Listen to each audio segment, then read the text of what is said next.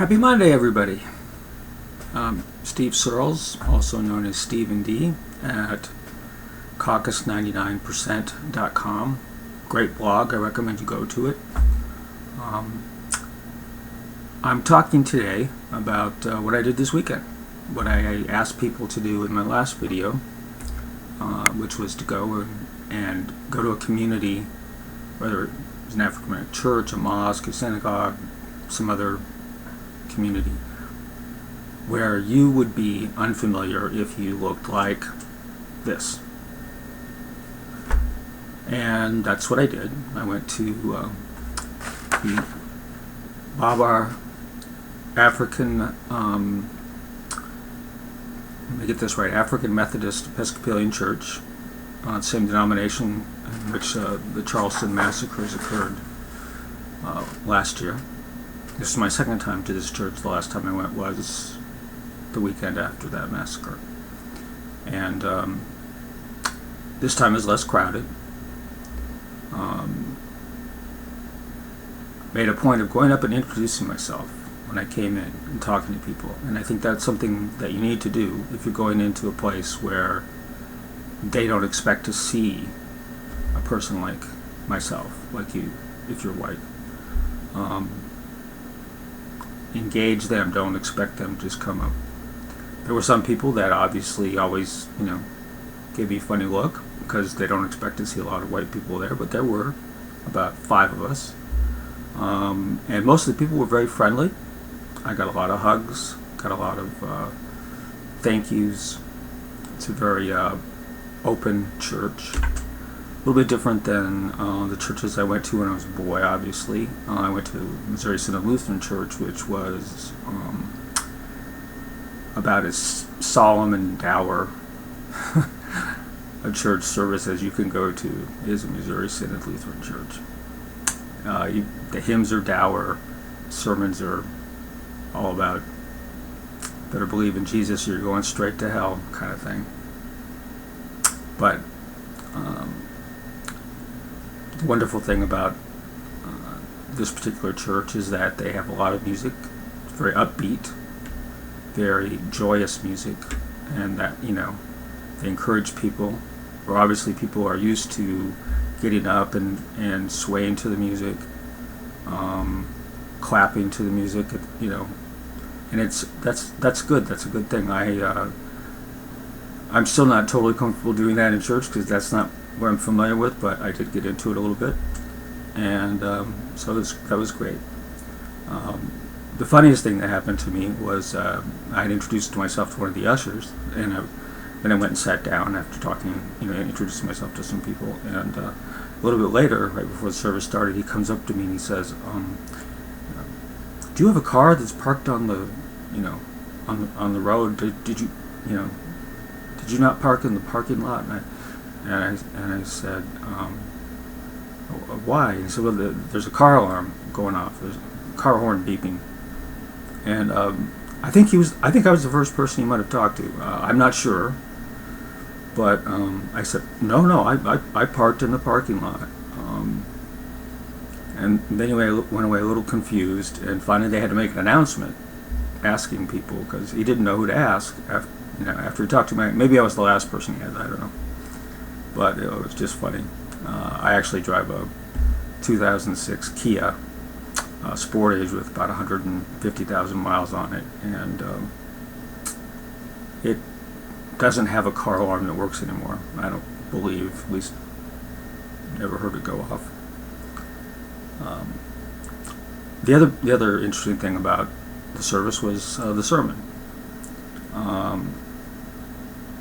The sermon was all about courage and faith, and but in a specific context, which I'll have to explain to you, in which there'll be a link beneath this video you can check out. In Rochester, there was a protest, Black Lives Matter protest, in which 70 people were arrested.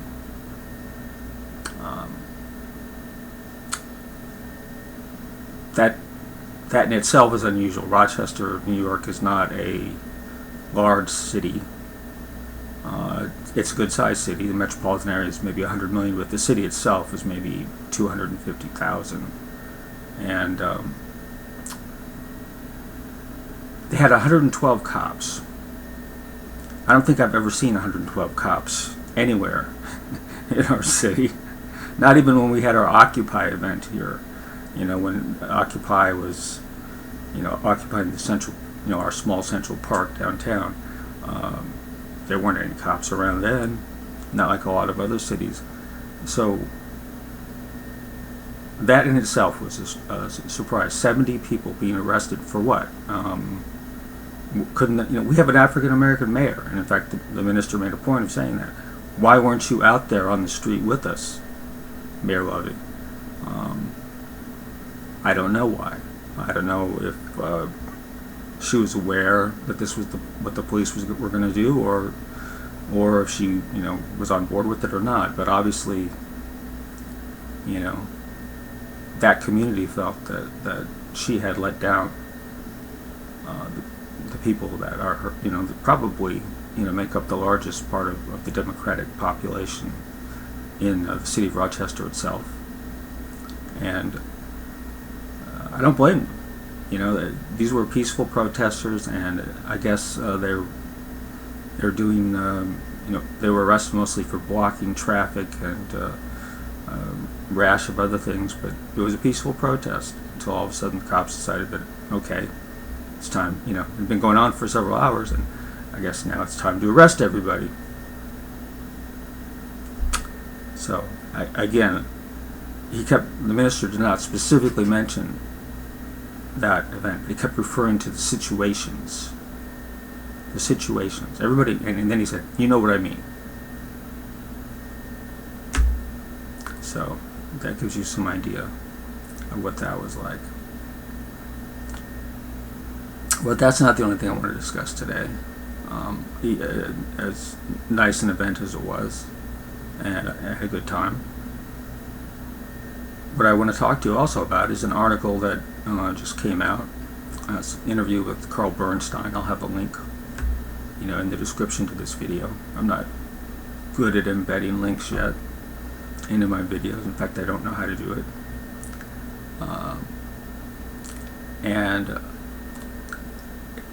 He's written a book. Carl Bernstein's written a book, The Real, Who is Hillary Clinton, I guess. And the interesting thing was, reading the article, there was one item that jumped out at me among many. But the one item that was most interesting to me was that apparently Hillary Clinton, after she got out of Yale Law School, she took the Washington bar exam. Now, the Washington bar exam is probably the easiest one in the country. By far. I mean, the hardest ones are California, Illinois, New York. I know, because I had to take the New York bar exam, even though I'd already passed the Colorado bar exam, because I hadn't been, but when we moved to Rochester, I hadn't been a practicing attorney long enough for them to accept, reciprocity. And I didn't go to a school that was as, elite as Yale Law School. And so Hillary Clinton took the bar exam and she failed. And apparently her intent was to stay in Washington at this time. This apparently is the reason why she went. Instead of trying to get Bill to come live with her in Washington, that she went to Arkansas instead. That's the reason given in the book anyway.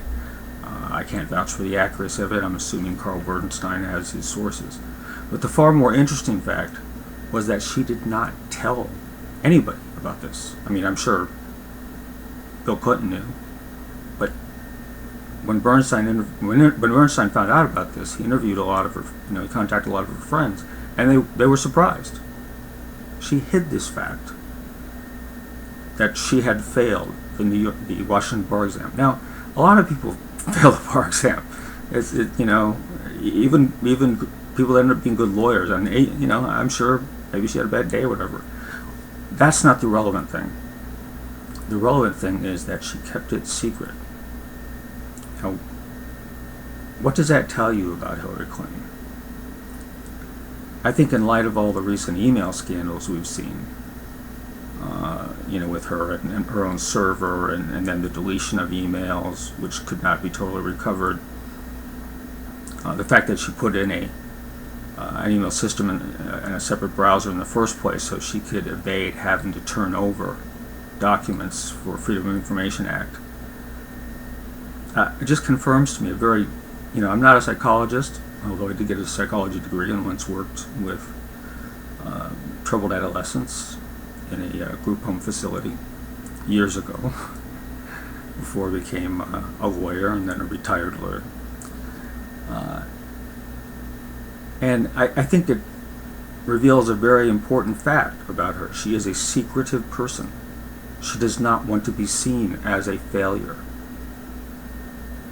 She does not view herself as a failure, and she will not accept other people seeing her in a bad light. I think it explains a lot about how she went on about,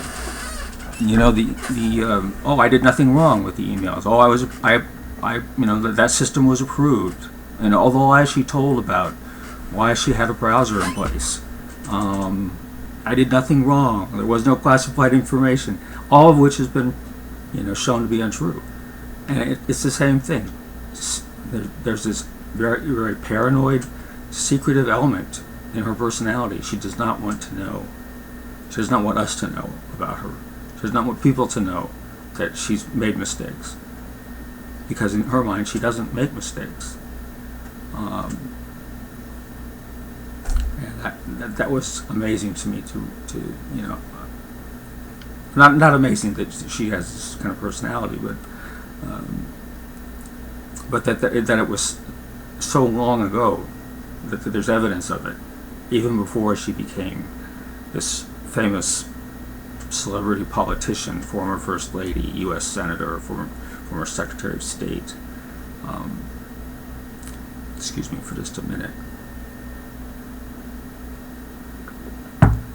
This is the person that is likely going to be the Democratic nominee, likely going to win the election, and will likely be the next president. And that scares the hell out of me.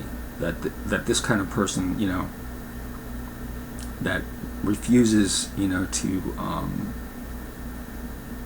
allow people in, that keep secrets about herself, even secrets that aren't, anything. That's not even that important a secret, and yet here she hadn't told some of her best, most intimate friends, people that otherwise say, oh, she's a wonderful person in private and all this other stuff.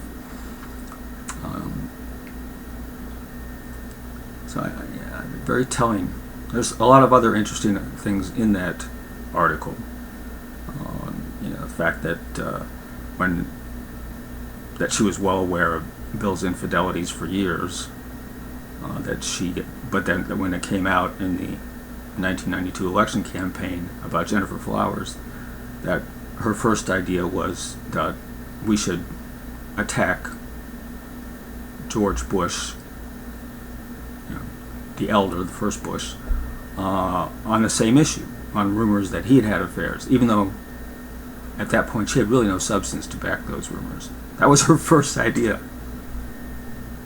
And smear them. Now they later got talked into doing a different option in which the two of them sat down and she played the forgiving wife, and I'm sure that grated at her because what she really wanted to do was to attack. And I think that also is revealing. So like I said, I'll have a link to that story.